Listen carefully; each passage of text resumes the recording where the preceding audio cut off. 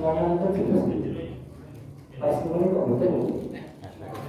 Satu problem ini ngobrol ini.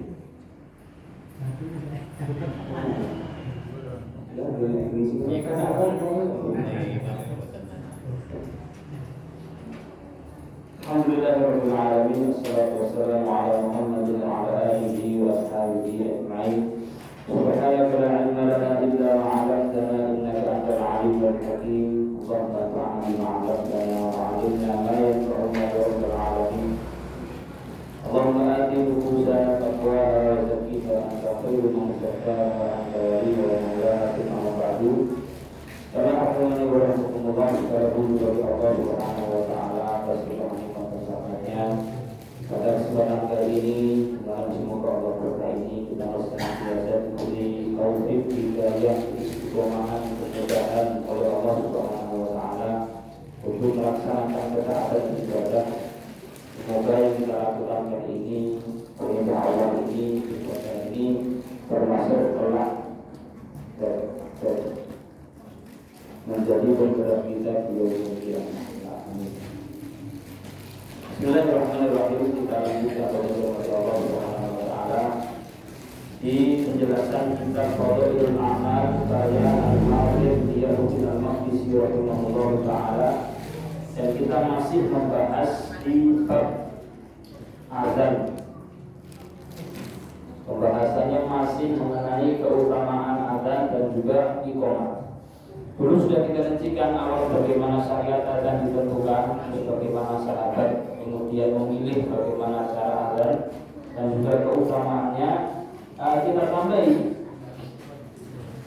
bahwa azan atau lafal azan terutama di kalimat asyhadu an la ilaha illallah ternyata itu adalah janji Allah Subhanahu wa taala. Janji Allah Subhanahu wa taala kepada Nabi kita Muhammad sallallahu alaihi wasallam yang Allah sampaikan di surat Asy-Syarh, Alam nasrah laka sadrak wa wada'na 'anka wizrak alladzi anqadha dhahrak wa rafa'na laka dzikrak. Surat Asy-Syarh namanya atau surat Alam nasrah. Ini surat Al-Quran ini bukan namanya surat Al-Fatihah, dan surat Al-Baqarah. Kita akan dapati di beberapa perkataan itu ternyata jenenge suratnya kok akeh teman. Al-Fatihah noleh, Ummul Kitab noleh, Fatihatul Kitab, Sab'ul Masani. Memang nama-nama surat itu bukan ditentukan oleh Nabi Shallallahu Alaihi Wasallam. Tidak semuanya. Ada yang ditentukan, ada yang itu merupakan ijtihad para ulama. Maka di surat Asy-Syarh ini kita akan dapati terkadang suratnya surat Alam Nasrah. Kenapa? Karena awal ayatnya apa? Alam Nasrah. Surat Amma karena awalnya Amma Yatasa. Dan seterusnya. Baik, di surat Asy-Syarh ayat 4 yaitu adalah warafa'na laka dzikra, kami akan mengangkat namamu wahai Muhammad sallallahu alaihi wasallam. Dan betul-betul demikian. Nama Nabi kita Muhammad itu diangkat oleh Allah Subhanahu wa taala. Ditafsirkan bahwasannya Asy-Syarh ayat 4 ini tidaklah nama Allah disebut kecuali nama Nabi juga disebut. Ya Pak. Nabi selain Nabi Muhammad kata boleh. Kata sekarang kita hidup sampai kiamat nanti, ketika kita menyebut nama Allah, jarang nabi-nabi lain disebut. Gitu.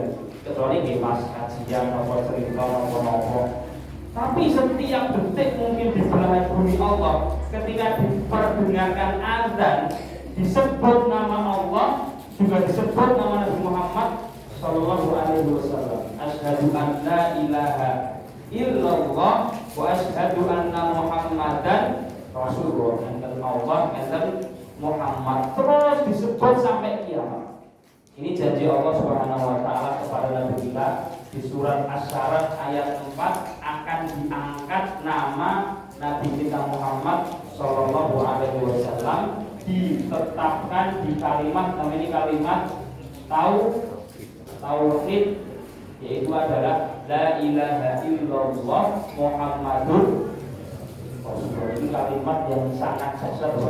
Kalimat ini kata Ibnu Qayyim al-Jauziyah di Zadul Ma'ad, dengan gelar surga yang sedemikian dahsyatnya, yang sedemikian luasnya, itu diciptakan hanya untuk mereka yang menerima la ilaha illallah Muhammadur Rasulullah. Terciptanya surga gara-gara kalimat ini. Dengan gelar neraka yang sebegitu dahsyatnya, sampai-sampai kalau ada makhluk di bawah itu dicemplung ini neraka itu, terus sampai bawahnya baru setelah perjalanan 70 tahun ke jero itu. Oh, mboten bukan jigul wonten. 70 tahun dulu dalam perjalanan jatuh yang sebegitu mengerikannya, makanya sulit untuk harapan keluar dari neraka itu. Ini juga diciptakan bagi mereka-mereka yang tidak menerima Allah, la ilaha illallah Muhammadur Rasulullah. Makanya ini wasiat Allah ke kita tentang kalimat tauhid ini, wala tamutunna illa wa antum muslimun, maka akhiru kalamihi la ilaha illallah dakhala jannah. Siapa yang kalimat terakhirnya itu adalah la ilaha illallah, maka dia akan dijamin surga oleh Allah Subhanahu wa taala. Meskipun tidak semudah yang diucapkan gitu. Sekarang Pak kita mengucapkan la ilaha illallah tampil Pak gitu. Tapi entah nanti di keadaan terakhir, tergantung iman dan tergantung amal dan kejujuran kita sama Allah Subhanahu wa taala. Semoga kita dimudahkan untuk mengucapkan tauhid la ilaha illallah di akhir hayat, sehingga bisa masuk ke surganya Allah Subhanahu wa taala. Harus betul-betul kita jaga tauhid kita. Apalagi di akhir zaman ini yang banyak sekali fitnah, terutama fitnah dunia materi. Selama kita masih memegang la ilaha illallah Muhammadur Rasulullah dalam di hati kita, semoga kita terjaga dari berbagai fitnah dunia yang baik. Janji Allah untuk Nabi Muhammad SAW itu adalah ada di surat Asy-Syarah ayat 4, yaitu adalah la ilaha illallah Muhammadur Rasulullah. Kita masuk di hadis yang pertama. Hadisnya sahabat Abu Sa'id Al-Khudri radhiyallahu taala anhu, di dalam riwayat Bukhari dan juga Muslim. Nabi SAW mengatakan, la yasma'u sautal muadzin, tidaklah mendengar suara muadzin. Apa yang mendengar? Insun wala jinnun, manusia ataupun jin atau apapun, wala syai'un, kecuali kelak akan bersaksi, syahidalahu yaumal qiyamah, saksi di hari kiamat. Oke, kita bacakan ini. Di sini Abu Sa'id mengatakan dari Nabi SAW tentang bahwasannya tidaklah kok ada yang mendengar suara muadzin. Di kalimat suara muadzin ini, sehingga perlu kita bahas Bapak Ibu bahwasannya muadzin itu memang ketika itu dipilih oleh Nabi SAW yang bersuara lantang, yang bersuara lantang. Secara kepribadian maka juga dianjurkan untuk mengeraskan suara adzan. Sangat dianjurkan untuk mengeraskan suara adzan. Kenapa? Semakin banyak yang mendengar, maka semakin banyak yang bersaksi kelak di hari kiamat. Semakin banyak yang mendengar dari manusia, dari jin atau dari apapun, itu mereka kelak akan bersaksi di hadapan muadzin ini. Itu termasuk juga fadilah muadzin yang mengumandangkan azan, itu akan bersaksi bahwa dulu engkau pernah memanggil orang untuk datang ke masjid sholat. Kelak akan bersaksi di yaumil qiyamah. Apa yang mendengar? Manusia. Nah, manusia jelas kita dengar lagi. Jin, Jin apa krungu? Krungu tadi Pak. Ya krungu, kan mboten jawab mboten mawon. Yang jawab nggih umat kita. Bahwasannya makhluk yang selain manusia itu Allah menyebutkan innahum yarakum huwa wa qabiluhu min haitsu la tarawnahum. Mereka itu jin itu dan kabilah-kabilahnya, anak keturunannya. Jadi kurang lebih betul. Ya rapi banget. Nah, bisa gede anak nih. Kayak ditanya ulama itu apakah jin itu menikah? Lah karena punya anak maka jin juga menikah. Jadi ngomong. Mereka dan bala tentaranya kata Allah itu bisa melihat kita. Cuma kitanya tidak bisa melihat mereka. Mereka bisa mendengar kita, kitanya tidak bisa mendengar mereka. Sehingga kita perlu menjaga diri kita ketika kita masuk ke kamar mandi luar. Itu dideloi kali jenengan. Gejene maka berdoa, Allahumma inni a'udzubika minal khubuthi wal khaba'ith. Doa supaya tidak diganggu dengan pandangan jin yang semena-mena. Jin ala mereka itu bisa mendengar kita, bisa melihat kita. Kita yang dibatasi untuk mendengar dan juga melihat mereka. Alhamdulillah. Yang belum dibatasi juga sulit hidup dengan ketakutan. Atau apapun di riwayat lain disebutkan adalah apapun ini batu, sajarun wala hajarun, pohon, pepohonan ataupun bebatuan yang ada, ternyata mereka ini juga mendengar suara muadzin. Masalah mendengar. Apa juga soprono? Apa iya pohon bisa mendengar? Itu masalah yang menyampaikan sendiri Nabi Muhammad Rasulullah Shallallahu Alaihi Wasallam. Dan itu demikian adanya. Yang seperti ini kita tidak akan bisa menerka dengan akal kita sendiri. Kita yang seperti ini hanya meyakini bahwa Nabi Muhammad menyampaikan demikian. Allah SWT menyampaikan tentang batu dan juga pohon ini. Allah mengatakan wa in min syai'in illa yusabbihu bihamdi rabbih. Surah Al-Isra. Tidaklah sesuatu, baik itu batu, baik itu pohon, itu bertasbih akan kebesaran Allah Subhanahu wa taala. Masalahnya walakin la tafqahu tasbihahum. Kitanya yang tidak tahu bagaimana cara mereka bertasbih. Bagaimana mereka zikir, kita tidak tahu caranya. Cuma hakikatnya mereka itu sedang bertasbih dan juga zikir kepada Allah Subhanahu wa taala. Setiap makhluk ciptaan Allah bertasbih kepada Allah Subhanahu wa taala. Pernah suatu ketika pada subuh itu Nabi SAW biasanya beliau cerita ya sahabat tersebut balik bacaan terus ngecek ini kurang. Nah ada yang kurang bertanya kemana Abu? Terus biasanya beliau tanya, tadi malam ada yang mimpi tidak? Kalau ada, apa mimpimu? Diceritakan, ditakwilkan sama Rasulullah SAW. Suatu ketika beliau tanya, tidak ada yang mimpi, belum menyampaikan kisah di Bani Israil. Bahwasannya ketika itu kata Nabi SAW, bainama rajulun yasuqu baqaratan. Suatu ketika ada seorang laki-laki yang nuntun sapinya. Nah, ketika dia tuntun, fa inna huwa yarkabuha. Kesel ya ini sapi ditumpaki sampai rumah naik ke atasnya. Tiba-tiba sapinya ngomong, ya hadza inni lam ukhlaq li hadza innama khuliqtu lil harbi. Bos, benar ya ini. Saya diciptakan tidak untuk ditunggangi. Saya diciptakan untuk bajak sawah. Betul dengan sahabat tanya, ya Rasulullah, bakal tentang lampir. Ya Rasulullah, itu satu-satu ngomong. Masuk akal nih. Ngomong dengan bahasa manusia, kata Rasulullah, yang seperti ini aku mengimaninya. Abu Bakar mengimaninya, Umar juga mengimaninya. Di babnya adalah kita mengimani apapun yang disampaikan oleh Nabi Muhammad Shallallahu Alaihi Wasallam dari hal-hal yang gaib. Perkaranya adalah beriman tentang perkara yang gaib, yang tidak terlihat atau kadang di kepala kita tidak masuk akal. Ampun disoal, tidak akan cukup buat kita untuk menyoalnya.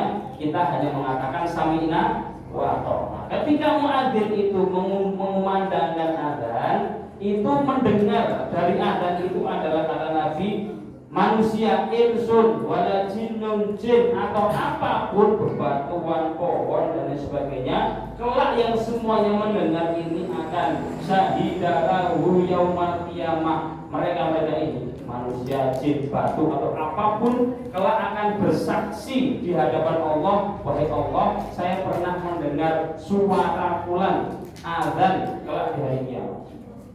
Jadi muadzinnya juga mas. Muadzinnya cuma satu. Terus kita sekarang apa fadilahnya? Tenang. Setiap kita jalan ke majelis ilmu dan kita melewati bebatuan, kita melewati pepohonan, hadis yang riwayat At-Tirmidzi disebutkan bahwasannya, hadis riwayat Tirmidzi, itu batu yang kita lewati, pohon yang kita lewati ketika kita datang ke majelis ilmu, la yastaghfirulahu, itu senantiasa mintakan ampun untuk kita.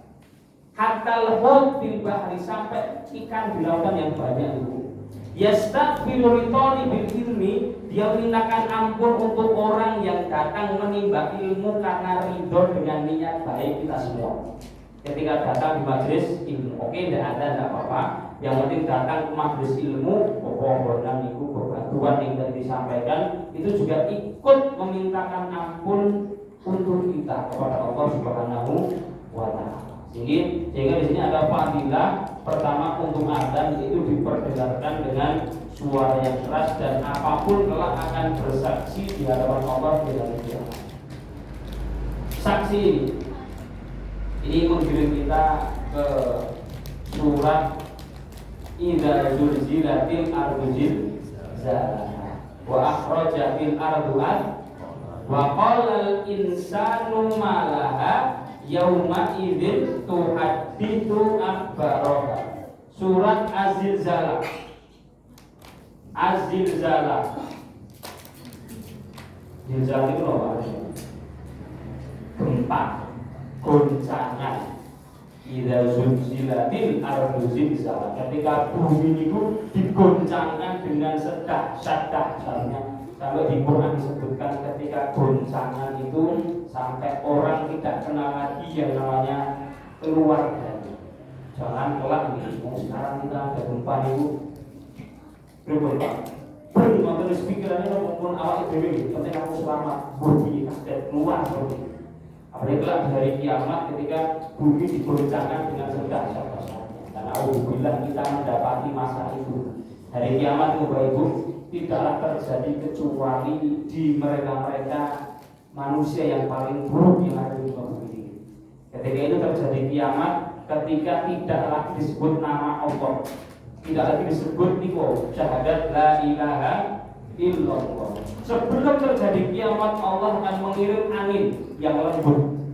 Orang yang masih punya iman, masih yakin Allah Nabi Muhammad, mati ketika terhembuskan angin tersebut, namanya jahat. Sehingga tinggal sisa orang yang paling buruk, naudzubillah ketika itu sampai zina di, kata Nabi menyampaikan zina di jalan-jalan, ditampakkan yang namanya fahisyah, diangkat rasa malu. Nah, ketika itu terjadilah idza zulzilatil ardu zilzalaha. Allah mengatakan di ayat keempatnya, yauma idzin tuhadditsu akhbaraha. Ketika itu bumi akan menceritakan kesaksiannya. Kalau tadi adalah batu kali pohon, tadi ada di bumi. Bumi tanah ini kelak akan menceritakan kesaksiannya. Di hadis riwayat Abu Hurairah. Hadis riwayat Abu Hurairah yang riwayat Bukhari, yaitu riwayat Muslim. Itu Nabi tanya ke sahabat, wahai sahabatku, tahu nggak kira-kira bagaimana kesaksian bumi? Bagaimana bumi bersaksi untuk kita? Kata sahabat, kami nggak tahu ya Rasulullah bagaimana kesaksian. Nabi mengatakan bahwasannya bumi kelak akan bersaksi di hadapan Allah Subhanahu wa Ta'ala bahwa tempatku ini dulu pernah dilakukan kebaikan oleh Tuhan. Dibuat azan, dibuat kajian, dibuat kebaikan. Kata Nabi, wadzalika akbar. Itulah kisah-kisah bumi yang nanti akan bersaksi di hadapan Allah. Kayak udah masuk akal kan? Masuk iya lemah sakit dong ibu. Ngomong cerita masa iya tanah yang kita kira itu makhluk benda mati itu kelak dari kiamat semua ini makhluk Allah dan Allah maha kuasa untuk menjadikan semuanya berbicara. Itu kuasanya Gusti Allah Subhanahu wa taala dan semuanya akan menceritakan apakah dulu dibuat baik ataupun dibuat buruk oleh kita. Makanya kita sekarang kalau seandainya berbuat baik tidak ada yang tahu, berusaha risau melakukan ibadah sendiri tidak ada yang melihat, benar apa yang kita injak berupa tanah kelak akan bersaksi di hadapan Allah untuk kita. Dulu banyak Allah saya pernah dibuat pulang ibadah sendiri. Kita juga harus khawatir ketika kita melakukan maksiat dosa tidak ada yang tahu, yang kita injak juga kelak akan bersaksi. Dulu saya pernah dibuat maksiat oleh pulang sendirian di tempat ini, sehingga semuanya di bawah naungan dan penglihatan Allah Subhanahu wa taala. Ini satu hadis menekankan tentang bahwasanya muadzin itu memiliki keutamaan dan fadilah. Sekarang saya masuk ke adzan itu bagaimana lafalnya. Harus tahu. Lafal adzan.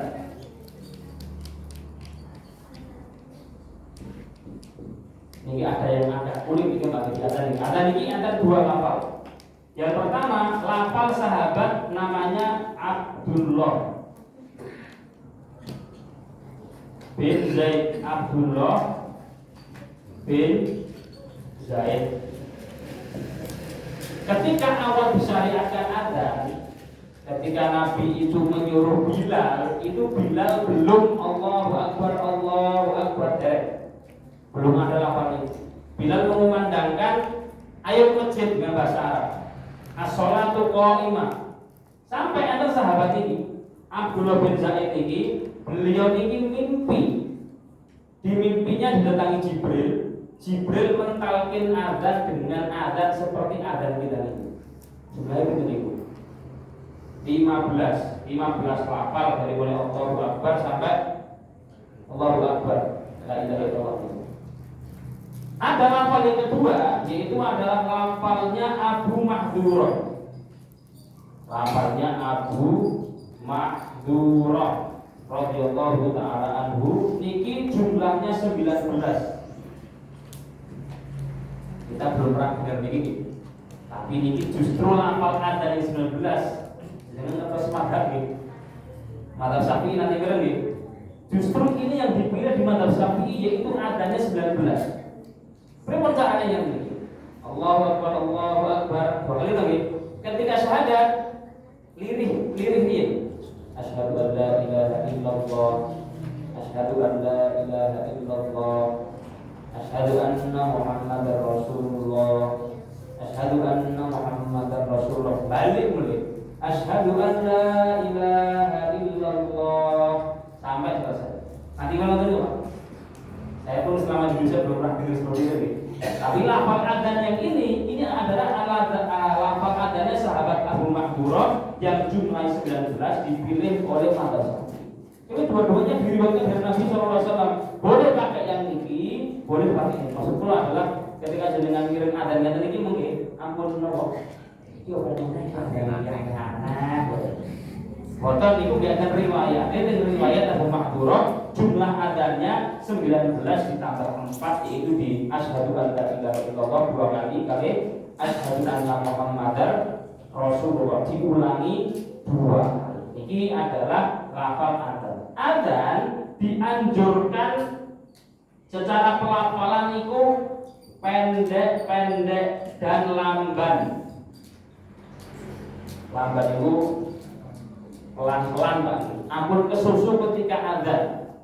Adzannya tetap, makanya Nabi mengatakan ke Bilal, ya Bilal, idza adzanta fatarassal. Bilal, kamu kalau adzan, ojo kesusu, jangan tergesa-gesa, pelan-pelan. Memang tujuannya niku napa? Manggil orang untuk datang ke sholat, jangan tergesa-gesa. Kalau qomat niku dianjurkan napa? Cepat tergesa-gesa. Saya pernah biasanya ngisi itu sudah ini pun nek komat kados adzan Pak. Kelompoknya wajib ngelingke. Jadi pun kajiannya tadi ini langsung berdiri. Niku kula ajeng ngeten enten kok tadi suwe niku. Nunggu nomor niku. Muadzine komat. Allahu akbar, Allahu akbar. Asyhadu an la ilaha illallah. Kalau ajeng ngene Pak niku kesuwen. Nah, sunahnya komat itu adalah cepat, hadir, dipercepat karena orang sudah siap di masjid untuk melakukan apa? Sholat, maka tidak perlu menunggu lama. Sunnahnya di adzan itu dilafalkan pendek-pendek dan juga sunnahnya di iqamat dipercepat. Adapun lafal iqamat niku dua model. Iqamat niku ada yang lafalnya jumlahnya 10, ada yang 11. Begitu.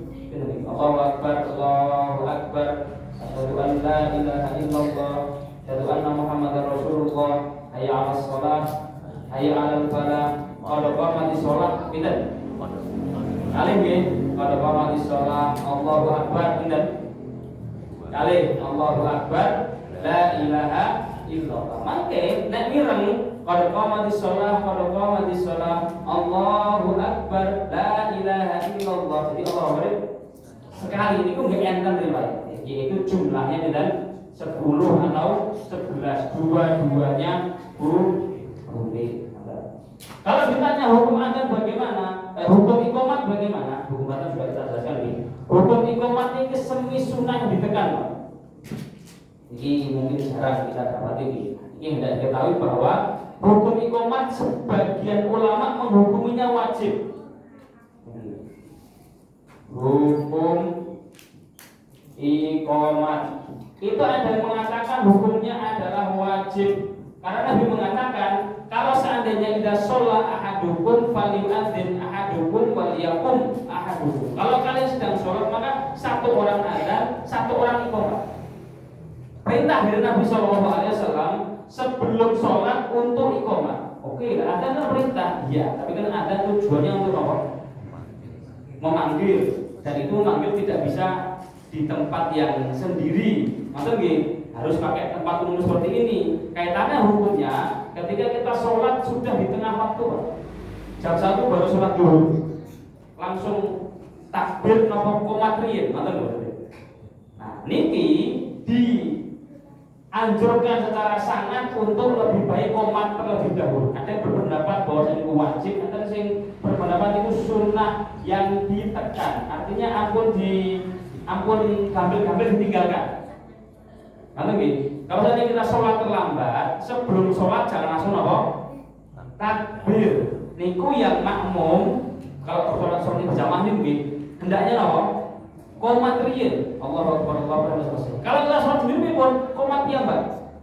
Ada yang sholat itu Allahu akbar, Allahu akbar sampai selesai. Nah ini sangat ditekankan sebelum kita sholat, meskipun tidak berjamaah di masjid di waktunya. Kalau seandainya di luar waktu, hendaknya ada komat terlebih dahulu. Kami kan sering gini, ngomong gini, sholat di luar waktu, pas safar, ngomong itu kan, ngomong mergo jenggotan kalau di mana gitu. Tadi mesti kon imam ngono lho maju lho. Perlu ngomong, jadi kan ngomong coba ngene iki, maju. Kulo nggih maju. Meneng niki berharap enten sing mboten enten sing komat, masa kulo ngomong mboten enak nggih. Ini pulau kiamat komat piyambak di dalam hati Allah saya. Karena Pak komat mungkin malah debat, apa yo tuh tidak komat malah betul sholat begini. Maka kalau saya demikian, hendaknya yang di belakang itu komat salah satu refleks seperti itu. Sebelum dikumandangkan, komat terlebih dahulu. Kalau saya kita sholat sendiri, komat itu terlebih dahulu. Mas lagi pun sholatnya neng omah, mantai nanya gitu ya. Sholat berdua di rumah, sing komat sinten, sing komat sing jaler, yang laki-laki yang komat. Ketika berjamaah antara suami dan juga istri, asal betul ibu. Asal kalau ditanggapi, sudah berhubung aman. Ustaz, bagaimana hukumnya sholat di belakang pacar? Biar ceritanya gitu. Berarti mau turun toh? Iya berdua. Kok tanyanya sholatnya ini loh gitu? Yang kisah mawon, ini kok ngompol ya niku. Nah, niku yang komat adalah yang laki-laki, yang perempuan tidak komat dan juga tidak ada. Meskipun di rumah. Andai ada kecil yang masih kecil itu dianjurkan. Tapi kalau hanya berdua, laki-laki perempuan, maka yang qomat adalah yang laki-laki baru kemudian melaksanakan sholat. Ini hadis yang pertama, hadis sahabat Abu Sa'id Al-Khudri radhiyallahu taala anhu. Hadis yang kedua, masuk hadisnya sahabat Abu Hurairah radhiyallahu taala anhu. Yang riwayat Bukhari dan juga Muslim, hadis Abu Hurairah radhiyallahu taala anhu.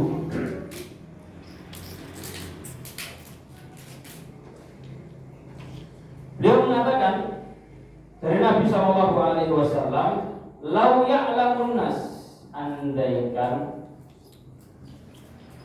manusia tahu. Masalahnya ini Nabi menggambarkan masalah pahala. Yang pahala itu tidak berbentuk materi. Apa yang andaikan tahu? Ma fi soffil awal, sof pertama, dan juga azan. Lau ya'lamun nas, andaikan manusia tahu pahalanya apa ini? Sof pertama, dan juga pahalanya azan. Tapi kan kita tidak tahu secara hakikat Pak ini. Artinya pokoknya sof pertama itu apa? Ini hadisnya mengatakan bahwasanya sebaik-baiknya sof itu apa? Sof pertama, sof bagi laki-laki itu yang terbaik adalah yang pertama. Wa syarruha akhiruha, sof terburuk adalah sof yang paling akhir. Kalau dihitung secara pahala, yang pertama, terus kemudian yang kedua dan seterusnya. Saat ini Abdul pun Mas, cedak imam nopo Abdul imam kan Pak. Masjid itu antara sing nopo niku dhuwur niku. Gitu. Yang ke kanan niku panjang, ke kiri panjang. Niku Abdul pundi sing ning pojok niku. Kalau sing sok kali ning cedak imam. Atau gitu. Nah, itu yang lebih Abdul tetap yang sok pertama. Meskipun dia nopo jauh dari imam. Sing sok kedua ning mriki cedak, makanya dalam menata soft itu jangan sampai membuat soft baru kecuali soft pertama sudah penuh kecuali nek masjid enten tiyang iki kan biasane masjid gede iki enten cagak teng mriki Pak nggih. Nah, cagak dua ini justru kita tidak dianjurkan sholat di antaranya. Sholat di antara cagak niku, di antara tiyang niku tidak dianjurkan. Kenapa?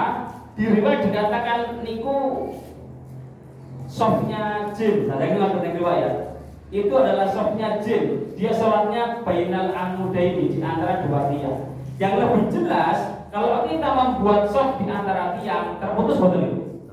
Terputus oleh tiang ini. Maka kalau seandainya masjidnya luas, dua tiang jangan dibuat apa? Soft, dilewati ini mulai dan sampai belakang. Dua tiang jangan. Makanya kalau yang nata soft itu harusnya dari tengah terus nyata nih.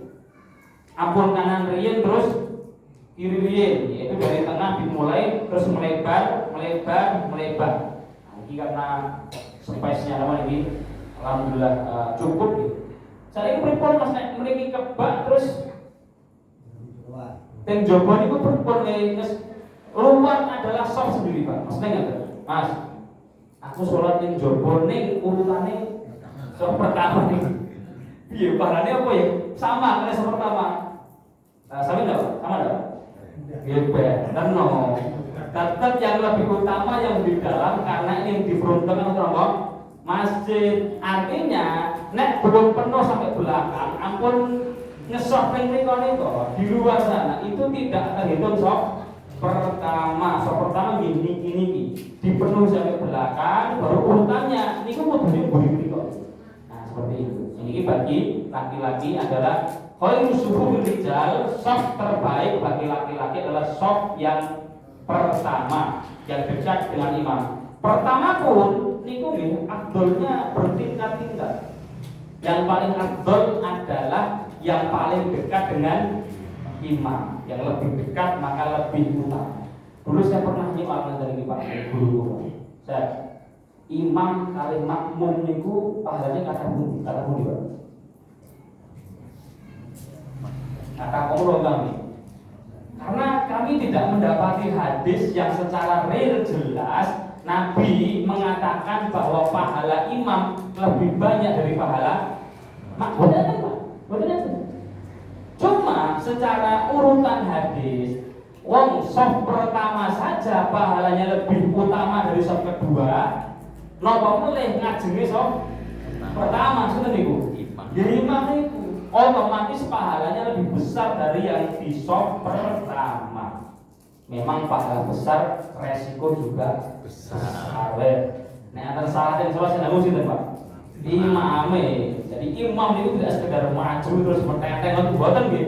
Niku nggih tahlilan dunia akhirat niku. Makanya lebih diting pondok niku kan sampai maju-maju ngoten kok. Teng masjid niku kula mburi biasa niku nggih. Nek antar saya ngasih maju. Maksudnya kalau nonton ini tanggung jawab gitu. Lumayan nih Pak. Kalau ada salah 1, 2, 3 di jamaah, rusak sholatnya gara-gara kurang dan kusuk misalnya, lari kudu tahiyat malah ngadeg, tapi ini rutang Pak gitu. Itu yang aku dosa di pulau ini dia. Saya sebagai imam, nah seperti itu. Maka di sini saf pertama ada fadilah yang besar dari Nabi Shallallahu Alaihi Wasallam dan juga azan. Lau ya'lamun nas ma fis shafil awal wan nikah. Bagi ibu-ibu sekarang ini pripun? Shaf bagi ibu-ibu bagaimana?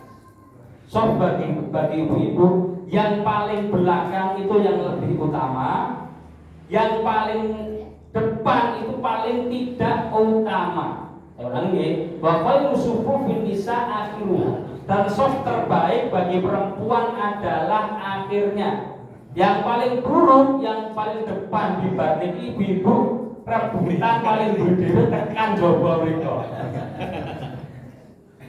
Artinya pripun niku Mas? Maksud hadis itu adalah ibu-ibu itu sholat terbaiknya kalau milih yang terbaik adalah di rumah lewat nas atau lisan Nabi Muhammad Shallallahu Alaihi Wasallam. Makna bahwa shaf ibu-ibu yang terbaik yang paling belakang adalah sholat terbaiknya di rumah. Bahkan Nabi mengatakan wa sholatuha fi hujratiha afdal min sholatiha fi baitiha. Bahkan sholatnya jenengan bu perempuan di ruangan teng jero kamar niku lebih utama daripada sholat di ruang tamu. Kan sampai teng jero niku. Maksudnya semakin jenengan mundur tertutup niku tidak kelihatan niku semakin utama. Tapi jenengan teng masjid asal mboten Bu. Asal Nabi tidak melarang, bahkan melarang kita nih laki-laki ketika ibu-ibu izin Pak aku teng masjid ya, kita dilarang untuk ojo, tidak boleh. Latam na'u ima Allah masajid Allah. Karena nggih ibu ku butuh circle Bu nggih. Butuh kanca jagongan di masjid, ngobrol kali kundur, rasane tanggane. Kadang kan butuh penyemangat ngoten niku lho. Maka Nabi melarang kami laki-laki untuk melarang istri datang ke masjid. Silakan ke masjid boleh-boleh. Nah, nek jenengan kok ke masjid niku hukum sope sami kali bapak-bapak.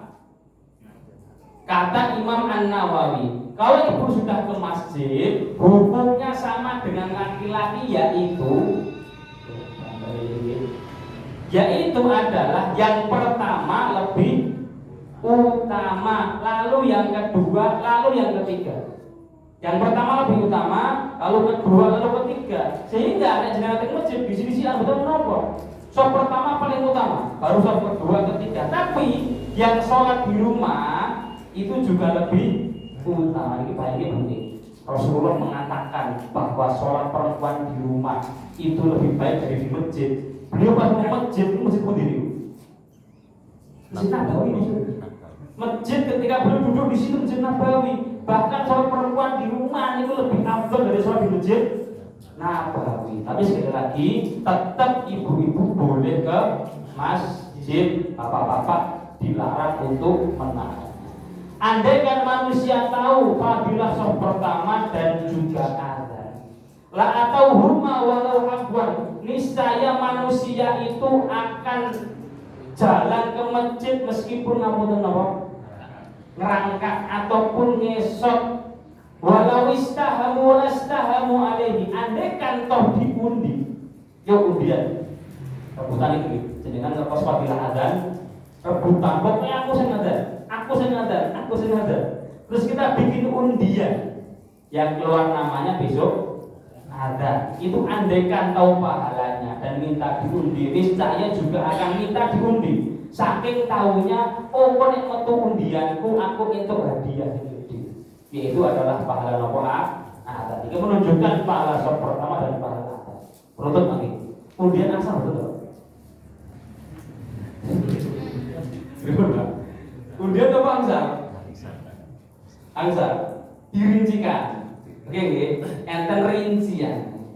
Undian jikalau tanpa ada timbal balik bayaran, sing mlebu masjid kita mungkin di paling nomor 1, 2, 3 sampai 400 misalnya.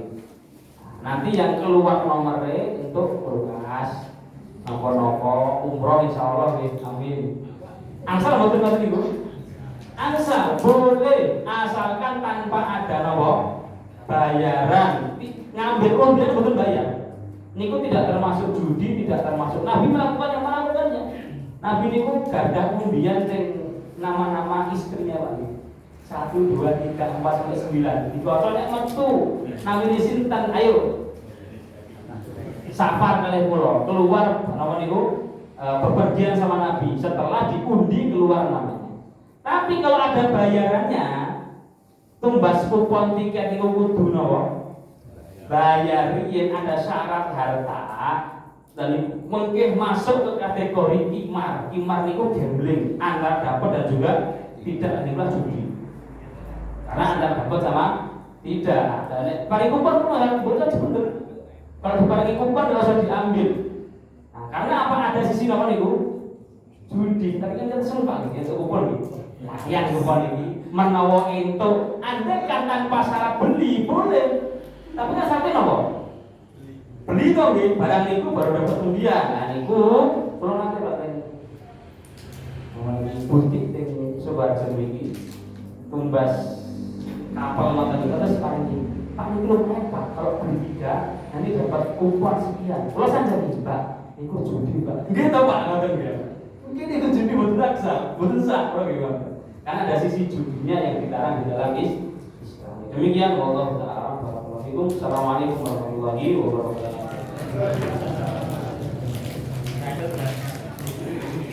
Karena pentingnya ada, kadang-kadang anak itu yang belum TK juga kalau dikatakan sah dan boleh, meskipun masih anak kecil.